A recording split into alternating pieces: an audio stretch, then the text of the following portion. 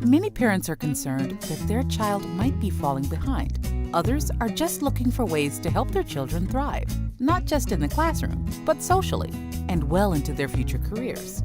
Each episode, we explore the challenges facing parents in the modern world, from behavior, education, and nutrition to device and gaming addiction. We interview a range of leaders in the area of childhood development to help you successfully navigate parenting in the digital age. Here is your host, Jamie Buttigieg. Hello parents, and welcome to another episode of the Parenting in the Digital Age podcast. Because there's no instruction manual for being a great parent, we find experts from right around the world to help us navigate all things parenting. Our guest today is Chris Lake, who is a native New Yorker who works with toddlers with delays to help them meet their milestones. He also trains staff and parents to do the same. Chris earned his Masters in both general and special education, and in 2014, Chris started a non-profit, Community for a Cause, and has successfully worked to aid New Yorkers as well as now people abroad. Chris is also a best-selling author. His book, How to Help Your Toddler Meet Their Milestones, 101 Developmental Behaviour Hacks. Now, when I was reading through that, I was like, where was this book when I was parenting? This is indispensable. His goal is to give families and childcare providers a time-tested blueprint of how to develop children using evidence-based practice.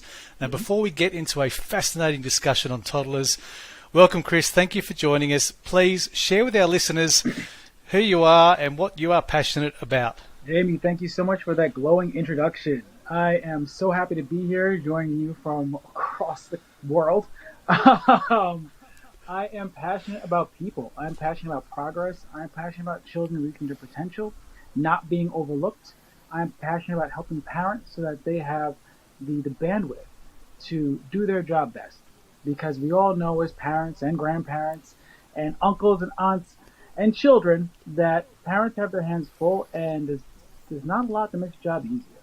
So, in my field and what I've done, I've found ways to summarize what can be done. I'm here to help share that. Yeah, wonderful. Now we are going to dive into some of these developmental behaviour hacks that parents can use, and I know there's going to be some real wonderful pieces of information that parents can go away with and use and implement to help really add value to their family and help their child succeed and thrive. But before we do that, tell us a little bit about Community for a Cause. What made you start that? What impact do you guys have? Just give us some background. Absolutely. So it's funny that because of the work I do in my day job, which is a behavior therapist, essentially. I'm a special education teacher / behavior therapist working with kids with autism. And when I first got my master's and I had my first job as a head teacher, first classroom of my own, super proud Papa Bear. I had a class of 8 kids, and one of the children there had lead poisoning. Mind you, every single classroom I've worked in across my 16 years has had kids with lead poisoning or lead exposure. Every single classroom, without exception. And I didn't start to notice how bad this was until just a year before Flint, Michigan hit the national and then international awareness. And so the year before Flint, Michigan was on anyone's mind, my student had a very high lead level. And it was alarming because in comparison to the kids with autism, I noticed he had much greater challenges, much greater difficulties, and it kind of broke my heart. Come graduation, which they really worked super hard for, practicing the gestures for wheels on the bus, and I actually literally made a wooden construct bus for him to sit in. He was the only one who didn't show up. And we never got a call. I never saw the child again. But in my head, I assumed that he probably had a tantrum or a meltdown to end all meltdowns, and the family simply said, you know what, forget it. And that happens every day. That happens every day to so many different families. It's an untold story. It's not sexy or dramatic. It's not going to make the movies. It's not going to be in a news. It's life. It's just the sad aspects of everyday life. And so that was the graduation. I had the summer off, and I'm sitting around asking myself with this unsatisfied feeling, what do I do with this feeling? How can I make a difference? So you fast forward a little bit, and I watched a food documentary. I'm very big on plant-based diets and seeing food as medicine. And I watched this food documentary called Hungry for Change. If anyone's seen it, you know what it's about. If you haven't seen it, I highly recommend it. And it was the first food documentary I watched. It wasn't just slaughterhouses and trying to convince you not to eat meat. It was more talking about sugar and being attentive towards how valuable plants are. And in the documentary, Dr. Mike Adams very casually at one point said, when you eat cilantro, it goes into your body and it removes heavy toxic metals. And I paused and I said, wait, what did you just say? Are you telling me there's something you can simply eat that could help my student? And that sent me down this rabbit hole of research. I ended up going to a bar, met someone else who worked with kids, and I was just nonstop hyperfixated on this. So talking to her about it, and we decided let's do something. Let's throw a fashion fundraiser to raise awareness. And out of that, we decided let's make a 501c3 out of it. And out of that became Community for a Cause. And it was originally created for children with lead poisoning, which is why my book proceeds, portion of them goes towards lead poisoning. And then from there, I developed other chapters as well, because there's just things in general I see in New York and my world around me that I say, I don't like that, but I have a nonprofit. What can I do to change that? I created a branch for homeless relief. I created a branch for storm relief. I created a branch for sexual violence prevention, a branch for environmental protection. And, the goal is down the road to have as many branches so that communities can gather and collaborate, grassroots lobby if need be, and make changes for whatever cause they care about. And that's the long and short of it. And that is quite an impact. Thank you for your impact, because that is impressive. When somebody gets the fire in them and finds some passion, it is incredible what they can do. Now, Chris, I recently read an article about babies being born just prior to and during the pandemic.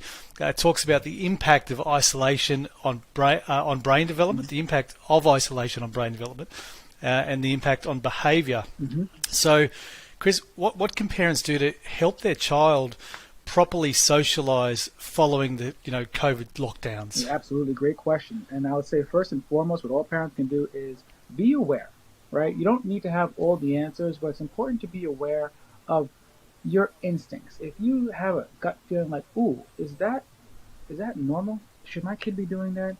Is that something my kid should not be doing? Pursue that line of questioning. Don't simply let it start and end with between your ears, right? Don't believe everything you think. This is something that I'm known for saying. Do your research. Go into okay, what's normal for my 20-month-old? What's normal for my 22-month-old? What's normal for my... Listen, you can break it down by week at a certain point when the kids are younger, and you will find answers for what the standard is. Now, does your kid need to be perfect? No. But your child should be displaying some initial aspects of what is to be expected at certain ages. And it's not for you to beat yourself up if your child isn't displaying certain things. But it is for you to be aware. Okay, my kid is 3 years old and still refuses to ever share their toys. That is not ideal, right? And you don't want to simply say, oh, they'll grow out of it. This is a very big takeaway for all parents. I invite all parents to throw out this phrase, they'll grow out of it. That is a myth. That is magical thinking. No one anywhere ever simply grew out of stuff. What really happened is one of two things. We're punished out of stuff, or our peer group shames us out of stuff. And that's how we grow, unfortunately. The only other alternative is if a child is perspicacious enough, they'll realize this doesn't work. And they'll come to a point in their own understanding that this kind of thinking and this kind of acting really doesn't work for me, but that requires a high level of maturity. But typically, we're punished out of behavior or we're shamed out of it. So if you see your child not doing something, you say, well, I want them to do more of this. I want them to share more. Find ways to incentivize it. Find ways to catch them being good. So if you do see them trying, give them credit for trying. If you see an opportunity where there's a toy and a kid standing next to them, you can physically guide them. This is what I talk about a lot in my book. You're allowed to put your hands gently on your child and guide them to do certain things that they have not yet figured out how to do. Because they have not yet figured out how to do it, and because they aren't just going to figure it out, it's good for you to guide them, physically guide them. And then as you do, say, this is sharing. Oh, I'm so proud of you, Jimmy. I'm so proud of you, Susie. Thank you for sharing your toys. Give mommy a hug. I love when you do big boy, big girl things like sharing. Those phrases, mind you, big boy and big girl, they go a long way with toddlers. Kids want to be associated with being older. All kids, right? There's status that we aspire for in childhood, and that status is older, bigger, stronger, faster, typically. And for some kids, smarter, but let's be honest, that's not the biggest priority. So the more you can identify a trait, a characteristic, a virtue as being big boy and big girl, and encouraging it, physically guiding it when you can, and praising it specifically, they're going to want to do more of that. They're going to want to do more of that. And the alternative is, if you see them doing something that's not good, like they take a toy from a kid, or they push a kid or in some way aggressive, or they just shut down, you don't want to get loud and excessively energetic about these things, because unfortunately what happens for a child's developing brain is they don't process it quite the way that you might hope they do. I tell my staff, I tell my teachers all the time, every single kid across the globe has the same exact favorite word. You want to know what that is, Jamie?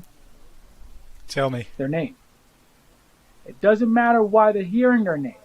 They love hearing it. And they especially love hearing it when you say it loud. Issue is, we're only saying it loud when they're doing something wrong, right? That's how we were trained. That's how we were raised. It's kind of natural. And, it is what it is. But once you're aware of this, you can switch the gears. You can say, okay, let me not get too loud when I see him doing this. Instead, let me bring the level down and kind of say, hey, Jamie, let's not do that. That's not a good choice. Let's make a big girl choice, big boy choice. And then when they do something that you want to be like, wow, Jamie, that was great. I'm so proud of it. And it's fake, right? You're going to know you're putting it on. And you're going to feel a little ridiculous. But A, it's not forever. And B, it makes a difference. I promise you. What I'm recommending isn't based on, well, I'm a dad and I did this. No, it's based on 16 years of evidence-based scientific research from applied behavior analysis. I've gone to conferences for this. I've got my master's from this. But this is something that we have to do data analysis, graphing on, and update every single day to make sure we can prove to parents that the behavior we're doing for the kids with autism works. What works for kids with autism works for everyone else too. Works for everyone else. Yeah, that is outstanding advice. I can see parents now just writing this stuff down. Here's another thing, Chris, that parents struggle with, right? And I know as a parent of 4. Picky eating. Now, I'm not even going to ask you, will the kids grow out of this, because I can feel a slap on the wrist. What can parents do to perhaps decrease, picky eating and make sure their kids are eating a more balanced diet? Right. Couple things they can do. One, take a deep breath and recognize you're not alone. You're not alone. Research shows that between 19 to 50% of toddlers are picky eaters. So almost half are picky eaters. It's not anything that you're doing wrong necessarily. It's just that there's a lot that kids are dealing with at mealtime. And one thing that you can do off the bat, if you want, offer a balanced diet, right? That's one thing. If your kid just wants crackers and chicken nuggets and fries, and that's what you're offering them Monday through Friday, it's going to be really hard to offer broccoli come Saturday. So the more you're offering a healthy diet, even if they're not eating it, the more normal it becomes in your household. You want to make a healthy, balanced meal a normal sight, a normal vision, at least. I once heard a story about a mom who offered her kid veggies every single day for a full year. He never ate it, and one day she gave up, and she just stopped putting veggies on a plate. And that day, her son said, "Mom, where are the veggies?" Even though he never ate it, he needed the visual. He knew that's supposed to be there. So what research has shown is that the key is understanding that typically for picky eaters, not just toddlers, specifically for picky eating toddlers, it usually takes 8 to 15 exposures before they'll try the food. This is really important to remember, because the average person doesn't have the bandwidth to try offering and being rejected a certain food you're cooking, spending money on, and throwing away 8 to 15 times. So try it once, you're going to try it twice, you might not try it 3-4 times. Definitely not 5. So what I recommend for people to do is make it a Thursday night try. So you say for 2 months, every Thursday night, I'm going to put spinach on the plate. And make it a no pressure scenario. A lot of times we want kids to eat. Both parents are sitting at the child, staring at them, just looking at them, waiting for them to eat the entire plate. You know how awkward that would be if that was you on a dinner date with anyone else in the world? They're like begging. Like half of these parents are begging, please eat this, please. Or negotiating. Right. Is negotiating right? Should parents negotiate? Hey, eat this, and then you can eat this. Is that a thing? Listen, you can. And I've done that with my daughter myself. You have to be very strategic about it. So that because kids will counter negotiate, and you have to be aware. They're smart. You can't get caught in that quagmire. But what I would do with my daughter at some point, because she went through a phase where she was picky, and I said, okay, here's the deal, sweetheart. If you eat everything on your plate, then I'll give you some chocolate. And the amount of chocolate I gave was about half the size of her pinky nail, and what was on her plate was a full plate. And she's like, I see her shoveling, I'm like, okay, cool, you earned it. And I use that word intentionally. You can earn this if you do this. And we're going to dive into rules in a bit, I'm sure, but if-then statements are formulas that toddlers really digest well. It helps them see the buy-in and what's coming next. A lot of times you don't tell toddlers what's coming next, so they're not about it. But if you give them if-then statements, they're more willing to pick up what you're putting down. If a child's super picky, you can say, okay, take a bite of this, and then I'll give you a little bit of this. Take a bite of this, and I'll give you a little bit of this. But you do have to be careful, because if they're going to counter-negotiate, you have to stick to your guns, and that's the key. You need to stick to your guns. You can't say, oh, fine, whatever, because kids only learn from what happens next, whether you like it or not. It's not really their fault. It's how we're programmed. If they learn that if I'm fussy and you're going to give up, cool. I didn't want to eat that anyway, so I'm going to be fussy, so that way you give up. An important aspect, too, if your kid happens to see the food on the plate and they say, nah, I don't want to do it, I'm going to pick it up and throw it, you need to set that rule as a parent that food stays on your plate. You don't have to eat it, but it stays on your plate. This is going to increase the normalcy of that visage, that normalcy of that vision that balanced meals are on my plate.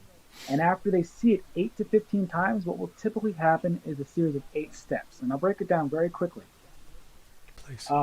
But step number 1 is the child actually touches it. Not touches it, throw it away, or throw it on the floor, but to actually physically touch it. Now, psychologically, they're breaking the barrier here. They've gone from, ew, yucky, I don't even want to look at it, to, all right, let me see what this is all about. Let me see what this feels like.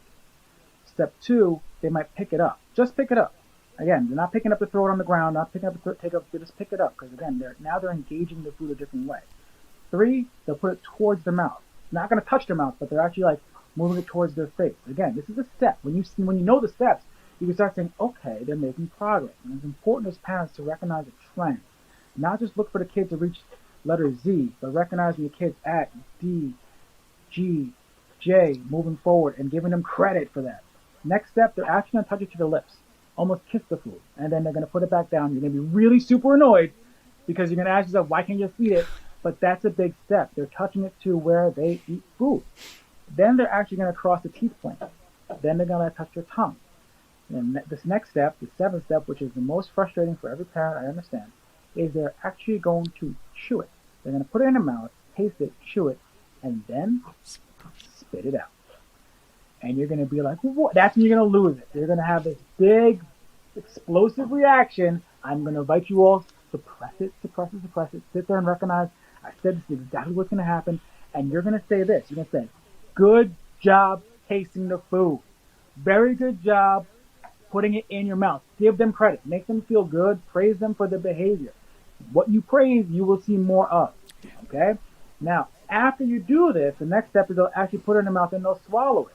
And mind you, when a kid puts food in their mouth and they chew it, they're actually swallowing the juice. It's the texture they're actually getting used to. Their palate's still soft. They haven't mastered how to actually chew. It's 32 steps to actually eat food. We take it for granted, right? Because we've been doing it for decades.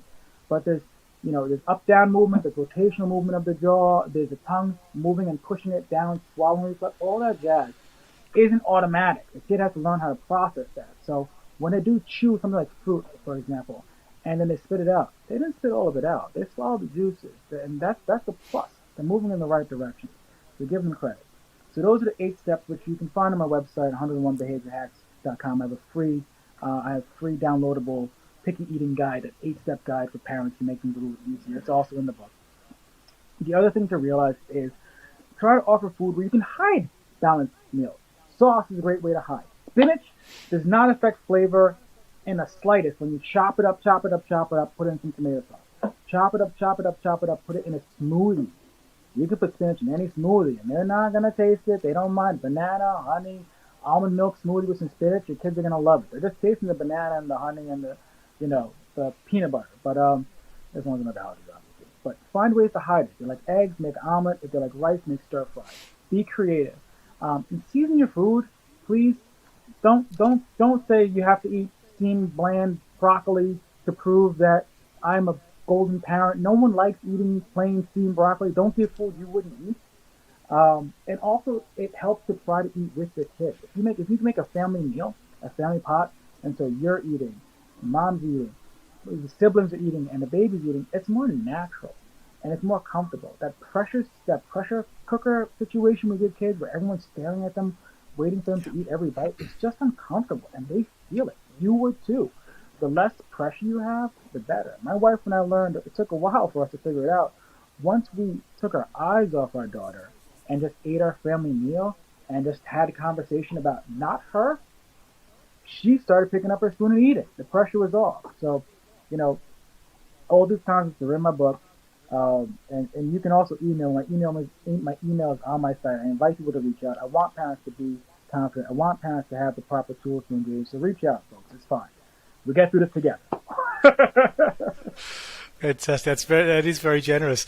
Now, we want to talk a little bit about rule setting. I know, again, something parents struggle with, but what is your advice to maybe firstly setting rules within the household and for kids, but more importantly, how do we stick to them? Okay. So setting rules, I want to let parents know you can set as early as your child is walking. And it's really never too early to set rules. You obviously don't want to be a dictator about it, but the point of rules is so that kids are safe, typically. Otherwise, so they can live a good life. And I've learned to use this phrase with my staff and my kids over and over again. We follow rules so we can be safe and live a good life. We follow rules so we can be safe and live a good life. Kids like to know the why behind things. So if you set a rule and it feels arbitrary, they're not as likely to follow it. But how to set rules is to give them statements that they can easily digest. And there's certain phrases in particular kids very easily digest. And those are if-then statements, which I mentioned before, first-then statements, and when-then statements. Okay, so it sets up this nice little dichotomy that they can recognize. So if you eat your breakfast, then you can have some chocolate. Gives you an example of a nice rule. If you clear your plate, then you can have this. If you drop your toys, then you need to pick them up. Let me think of another one. That's a good one. I'm thinking about like aggression, but that's not really something I want to bring up. But how about screen time? We like to talk about screen time. Screen time. If you do, using that as a reward, perhaps. Is it? So, like, if you want your child to do something, if you want your child to engage in a behavior, like if we read books for 5 minutes, then you can do some screen time. And I always tell parents, be careful with screen time. Use it wisely. In general, just avoid giving your child pure, free, unmitigated reign with screen time. That's when it gets dangerous. But if you're with your child and you're watching cartoons or educational programs, that can be great time to connect, etc. But again, you want to set up the reward or consequence. If you do X, then here's the reward. If you do Y, here is the reward. With first-then statements, this gives children a sense of time. Kids don't have control over their schedule, and they're extraordinarily aware of this. So when we say, okay, it's time for bed, and they got no heads up, there's going to be a fight. But if you say, okay, first we're going to clean up our toys, then we're going to get ready for bed, the child has a bit more of a heads up. I like to also give countdown methods. That's helpful. If you're at the park, for example, and they're having a great time, and we have to leave soon, it's not really easy for a kid to digest. Okay, it's time to go now. Imagine you're on vacation, beautiful beach in Seychelles, drinking a margarita, and as you order your second round, and the waiter comes over, about to give you a second round, and someone cuts them off and says, hey, we got to go next door and help move boxes up to the second floor walk-up right now. You're like, what are you talking about? Right now. And they take you by the hand and walk you towards this place where you're going to walk boxes from a U-Haul to a second floor apartment. You're like, no, what are you talking about? You're going to feel a certain way, right? But if someone said, hey, check it out, you can finish that margarita, but after you finish that, then we have work to do. And you talked about this earlier. You're like, yeah, no, all right. I'm gonna savor this margarita though. Like, yeah, we know, but then we're gonna do work. First, then, so tell your child, okay, we got 10 minutes before we leave the park. And what I do with my daughter, I do with my students as well, is I'll show them the timer on my phone and I'll let them start it. Okay, press start. This gives them a little agency in the time mechanism of the process. It gives them a little power. Okay, and then I'll show them, okay, 10 minutes, go play. And again, I will continue the countdown so that it decreases the anxiety. Okay, we have 5 minutes left, 2 minutes left, 1 minute, 20 seconds, 10 seconds, and I'll count down from there.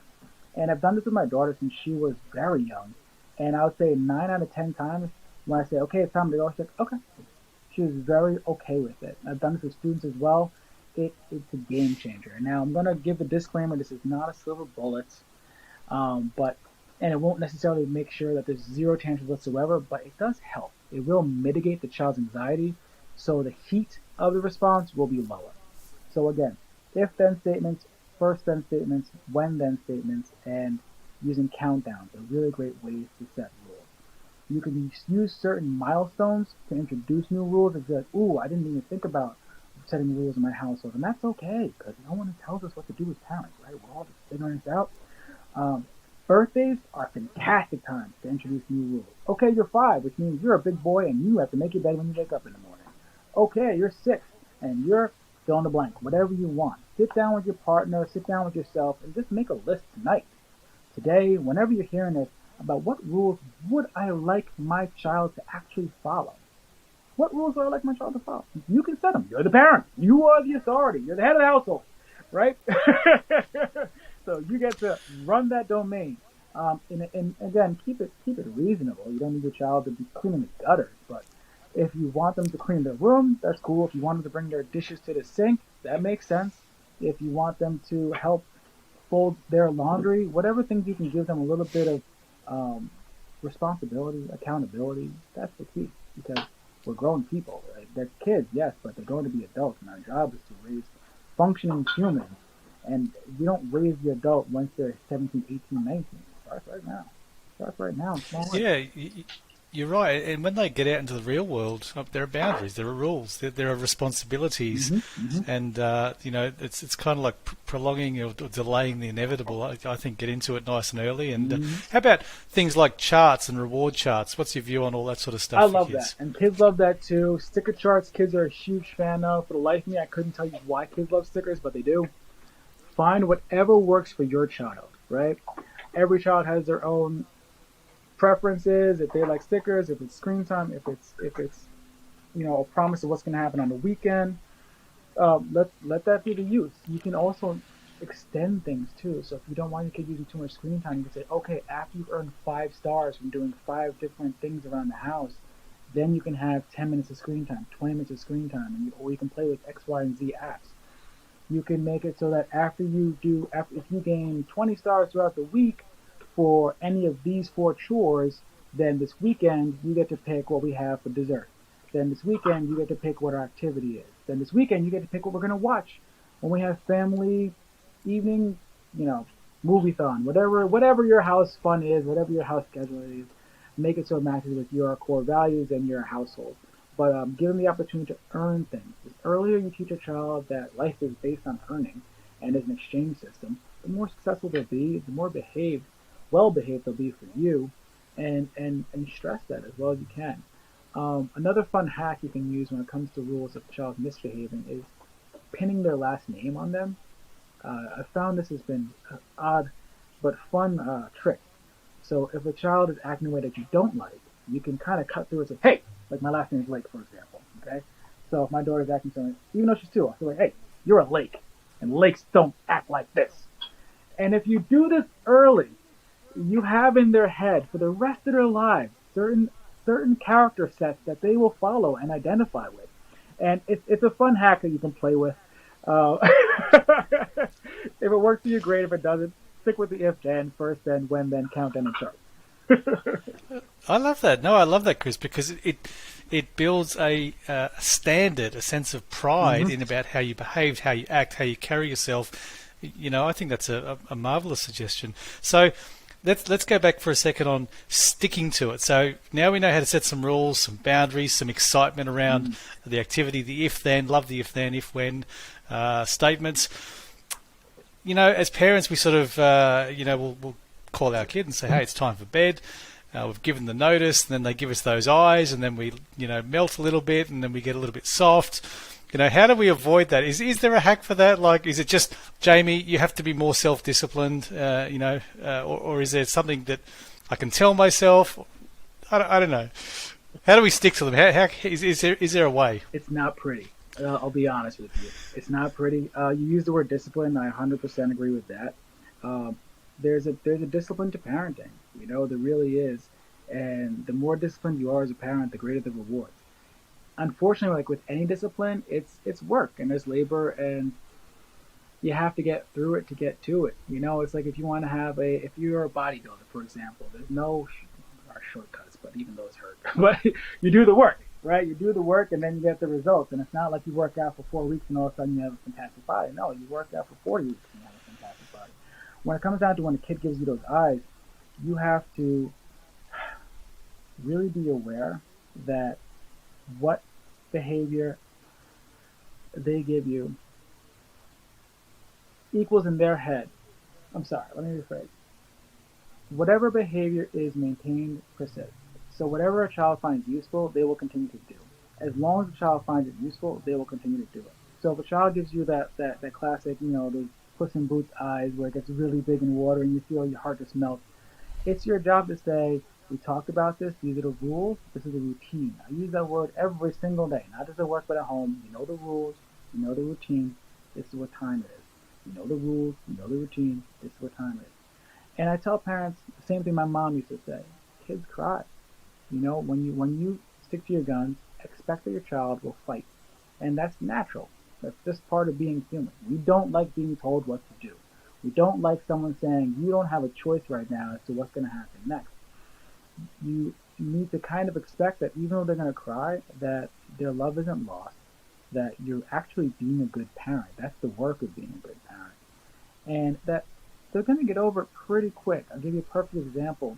Yesterday, I would drive my daughter to daycare, and she sometimes fights on the way. Like when we're getting in the car, she's like, "Mommy, I don't want you to put me in the car seat. Daddy needs to put me in the car seat." We were already running late, and I said, "Listen, if you don't let mommy put you in the car seat, then you're not going to eat that cheese stick. She really wanted to eat this cheese stick." And I said, that's going to be the consequence. Like, we're running late. I don't have time to get the car. Comes back, da da da. And she just got super fussy. I said, "Okay, Steffi, you know the deal. We talked about being cooperative. I'm going to put you in the car seat right now, but you don't get the cheese stick." And I said, "Mom, give me the cheese stick." I took it. She looked at me and she cried. She reached out for the cheese stick dramatically. No! And she cried. And I said, "I told you, if you don't cooperate with mom, you don't get this. If then. And I went to the front of the car, drove her to daycare, and she cried and cried and cried for all of maybe 20 seconds. And then she stopped and she got real mellow. And then at the end of the car ride, she was in good mood again, smiling. I'm making silly faces with her, and she's fine. And the trick is to recognize, like, you can get through the tears, you can get through that sadness, and to start treating it as irrelevant. If you allow yourself some space, and it's not easy, I understand. It's not easy. At first, you're gonna feel like you're being mean. You're gonna be, "This is wrong. I can't." It's okay. And I invite all parents to really ask yourself what the word mean means to you. Because in the last 20 years, that word has shifted in its definition. And I think some parents understand, I'm being mean if my child in any way is not smiling. If I do something and my child is not just perfectly happy in the blue. That's not me. If you're being a good parent and a child wants to drink alcohol and you say no and they cry, you're obviously not being mean. They're just crying, right? I tell people to define mean as this. Ask yourself, am I enjoying my child's pain? No, then I'm not being mean. Am I enjoying neglecting my child? No, then I'm not being mean. Am I profiting from my child's pain? No. Am I profiting from my child's neglect? No? Okay, then congrats. You're not a sociopath. You're not mean. You're probably just asking your child to grow, and your child in response is saying, "But I don't want to." And that's natural, right? Because the transition from infancy to toddlerhood is one where an infant is hardwired to cry to get what they want. And that makes sense. We need that. The baby's hungry, we need them to cry. If they're gassy, we need them to cry. If they need to be changed, they cry. And we run and give them whatever it is to alleviate their concern, because that's what you're supposed to do. But between 12 months and 18 months, you start realizing, okay, kiddo, now you have to do for me. I've been doing for you for a year, 18 months, now you gotta do for me. And kid's like, no, what are you talking about? My entire life, you do whatever I want when I cry. And that's the battle of the terrible twos. It's 18 months to 4 years old is what that period is. Is a child fighting for that infancy. It's fighting to say, I don't want to grow up. I want to be an infant. But an old infant is ugly. They're cute when they're young. You don't want a 6-year-old infant. You don't want a 12-year-old infant. And I work with kids with autism. I see old infants, and it's sad. It breaks my heart. And they're all still cute at 3, but at 8 is when parents usually have it, because almost no kids cute at 8. Sorry, folks. We get weird looking between 8, 9, 10, 11, 12. But you stick to your guns by saying, I understand what the child is aiming for, and my job is to boost them to not be mincing. My job is to make them move in the opposite direction. And there's no growth without discomfort. There's no growth without discomfort. Yeah. And that's true for everything on earth. And your kid, when they're crying in response to you asking to grow, is their discomfort. And the more consistent you are with this, the easier it gets. That's the thing. If you cave, the kid, they don't win, right? The kid isn't winning when you cave. Everyone's losing in that scenario. It's just not apparent right then.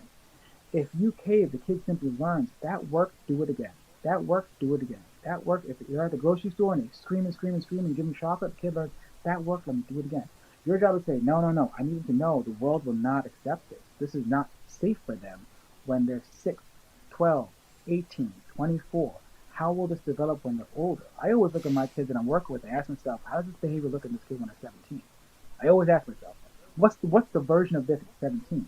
And if for me it equals they're getting arrested, then my job is to not feel bad about them crying when I'm asking them to grow up. So just put it in perspective, guys, and remember the first time it's going to be hard. You're going to feel bad. Afterwards, give yourself a hug, have a glass of wine, whatever you got to do. It does get easier, though, because once you stick to your guns and you do it the second night in a row, the third night in a row, by the fourth night it's done.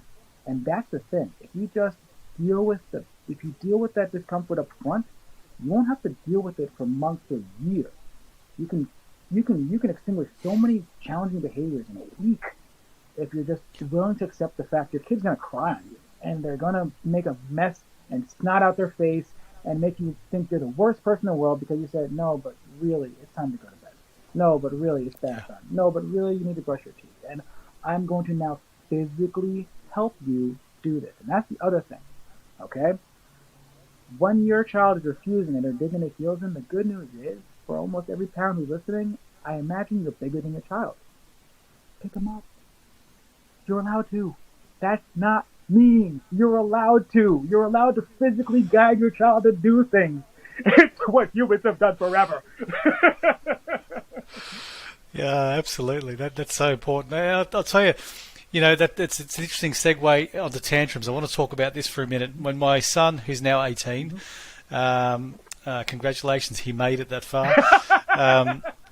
We had a drink and we did share, because in Australia the legal drinking age is 18, so we shared his first beverage and we said, hey, congratulations, you made it this far.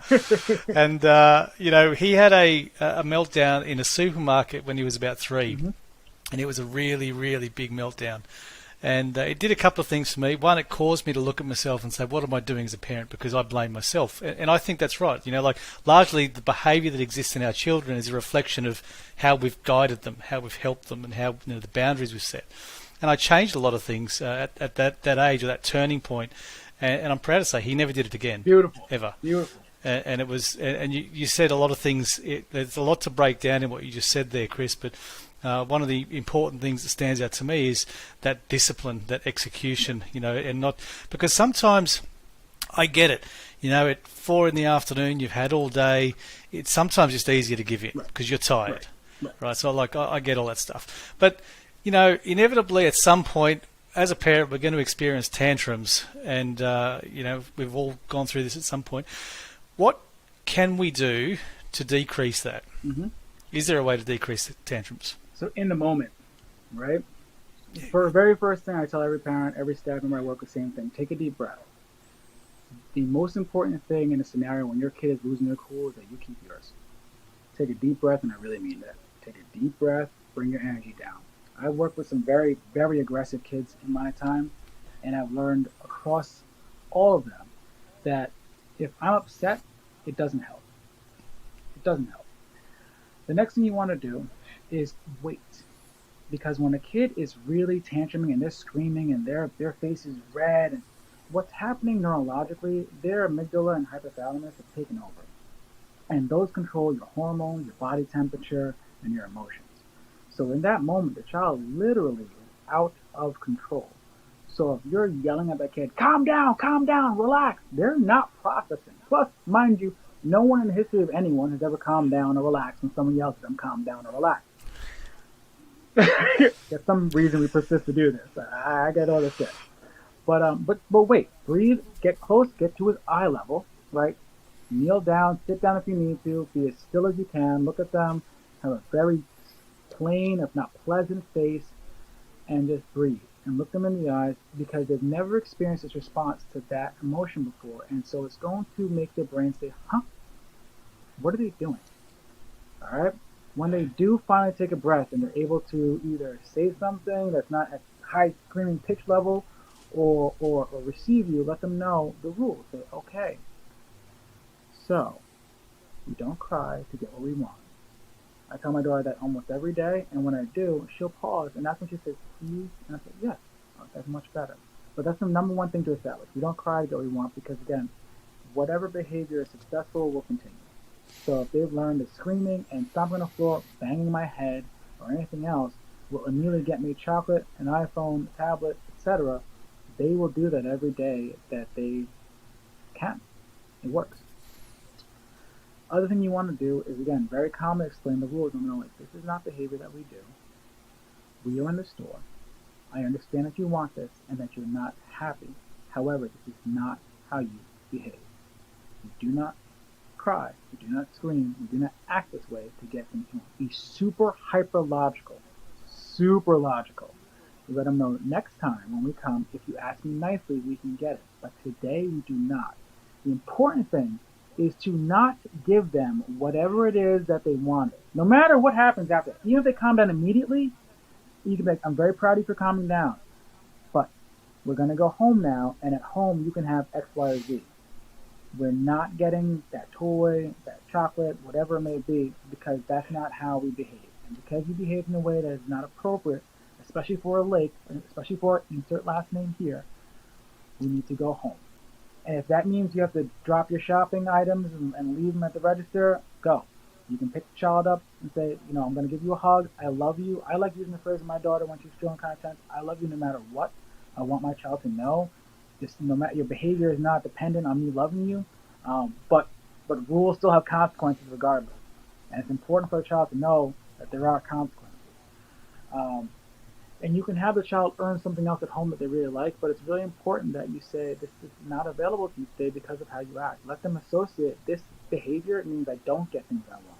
When my child is silly and she might try to hit, she doesn't try to hit me, but when she tries to hit mom, I let her know, like, when you hit people, that means you don't get to play with things and people leave. And one of the things my wife did that initially stopped my daughter from hitting was literally just walking out the room. It didn't matter what she said. It was when she just paused, got up, and walked out the room. And my child was like, wait, Mom! Like, well, that's really what happens, though. Because, again, fast forward to when your child's 17, 18. If you hit someone, you're going to lose your freedom, depending on the severity, the situation, if police are available. And that's what you want to make sure your child learns at an earlier age, at the earliest ages, so they avoid anything that comes with that. But that's going to be really the big takeaway, is calm yourself as much as you can. Teach your child very calmly. Get on their eye level. That's really important. Get on their eye level and let them know that this is not behavior that works. This doesn't work here. You don't act like this. I'm sorry. You can apologize. I'm sorry. I understand that you feel upset. I feel upset sometimes too when I can't get something. Be really logical, digest for them the emotion they're having. To say, I know you're having a big feeling right now and big feelings are difficult. Maybe I can help you work through that. But now it's time to go. And when we go home, we can talk about something that you like that you can have. But we're not going to do anything here involving X, Y, and Z, whatever the issue was. It's really critical that they don't get access to that thing that they had a tantrum about. So that way, next time they think to themselves, that didn't work. I have to act more mature. I have to act better. Maybe if I act nicely, Daddy will get something. And then the next time, so that's the homework for in the moment.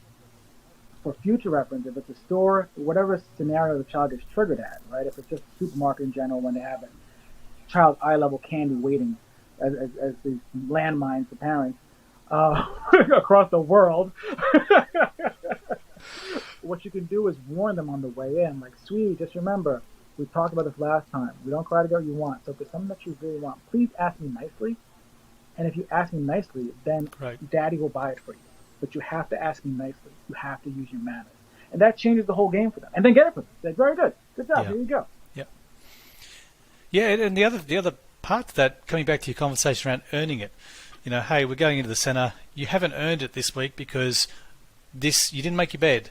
So don't ask me in the shopping centre because that won't be the reward today, Right. even if you do ask nicely. Right. So there's a consequence around that behaviour.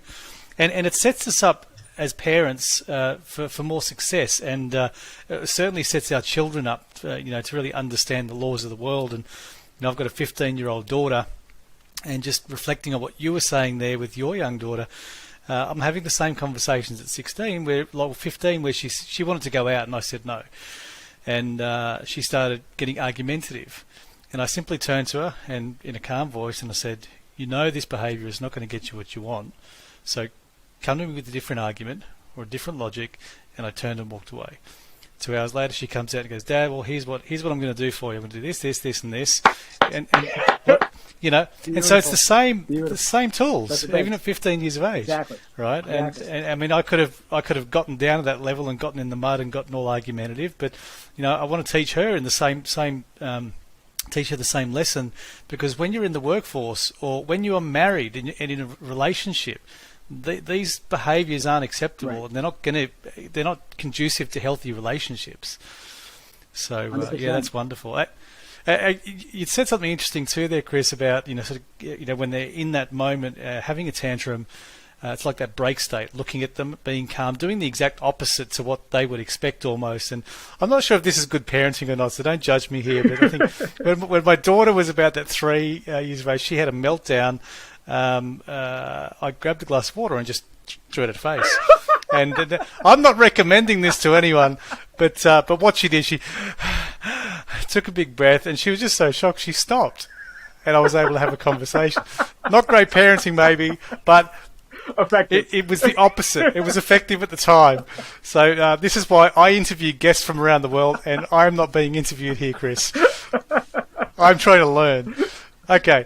We are having such a great conversation. We've gone well over time, and I love that. Thank you. There's so much information, and what I love about our conversation today, Chris, is there's practical, tangible tools that parents listening can take away, use, and really improve their family unit to no end. Right. So thank you for your generosity and your time. Right. Now, a couple of things before we finish up. Firstly, a question we love to ask all of our guests, a little bit light and a little bit fun, is if we had a time machine and you were able to go back to your 10-year-old self, what's one piece of advice that you'd like to share with young Chris Lake? Never skip leg day. That's the best you got? No, let's see. A couple different things. I'd say drink more water, stretch before you work out, and let's see. What's a good one? I would tell myself, you got me thinking right now, and I have an answer. I feel like you asked me that earlier, and I'm blanking right now. Hold on a second. No, you know what? I'm going to take drink more water, because that's something that we don't talk about often enough. Mm-hmm. And we talk about all things parenting, and that's kind of one of the things that gets overlooked.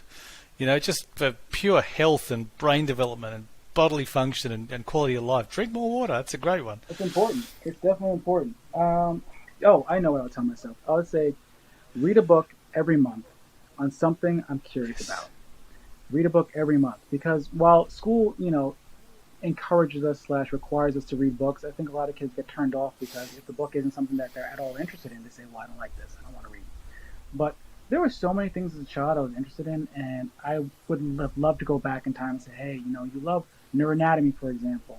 You love computer coding, for example. Just read one book a month. You don't have to read it a week. Give yourself that space of time to enjoy it but fill your head with knowledge. Just the more knowledge you have, in America, we have a poet, Maya Angelou, and she just said, all knowledge is spendable currency depending on the market, and it's true. The more knowledge you put in your head, the more valuable you just naturally are. So I'd read a book every month. That would be the biggest advice I give my 10-year-old self. Yep, that's definitely powerful. I resonate with that.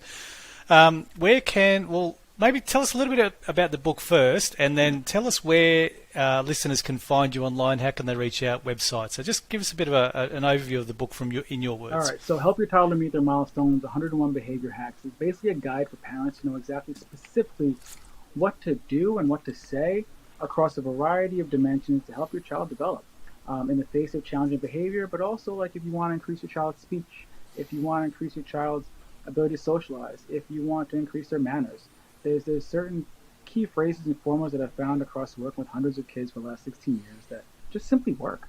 It simply works. It's all evidence-based. And I want parents to have the confidence to know that they can make this world of being a parent easier. It's not a silver bullet. You do have to keep with it, right? Just like anything else. I practice the guitar. If I want to learn a song tonight that I actually want to learn, I'm not going to master it tonight in one shoot, right? You have to keep going. You have to keep going. I tell parents about the Las Vegas rule in my book where the house only wins by about 2%, right? In Vegas, most casinos win 51% of the time, and the average person who goes wins 49% of the time. But that 2% is the reason that they make on average $2 million a day. So I tell parents, well, you don't have to be perfect, because no one is and nothing is. Aim to win more often than not. There are going to be days when you just don't have it. There's going to be days when you're just exhausted. There's going to be days when you're sick. There's going to be days when your partner's sick and you're carrying their weight, or vice versa. That's okay. We're human. It's fine. But yeah, it's okay. Forgive yourself. Give yourself that bandwidth of space to forgive yourself and love yourself, etc. But win more often than not. Be sure that you are seeing that progress. You are sticking to your guns more often than not, and that will go a long way. Yeah, absolutely, and that's good behaviour for them to model as well. So, good words. Where can listeners track you down, buy your book, reach out to you? How do we find you in the web? That's right. All right. So you can find me on the web at 101behaviorhacks.com. You can buy a book on Amazon. It's available on the Amazon Australia site, available Amazon UK, available at Amazon.com. It's available on Kindle as well. I do a free Kindle ebook promotion that is going, but it is for a very, very limited time, so look for it shortly.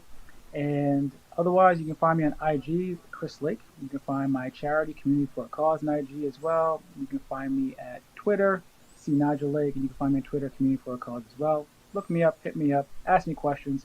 I really aim to help. Yeah, and we definitely can see that in your generosity today, Chris. Thank you for your impact. Thank you for your time, and I hope we can meet each other once again sometime down the track. Thanks again, Chris Lake. Thank you, Jamie. Appreciate everything. Appreciate your platform. Appreciate the laughs, man. This is the most fun I've had. Cheers. You're welcome, man. You're welcome. If you enjoyed the show, please connect with Jamie on LinkedIn or Instagram. You'll find links in the podcast description. Parenting in the Digital Age is sponsored by Skill Samurai, Coding and STEM Academy for Kids. Skill Samurai offers after-school coding classes and holiday programs to help kids thrive academically and socially while preparing them for the careers of the future. Visit skillsamurai.com.au.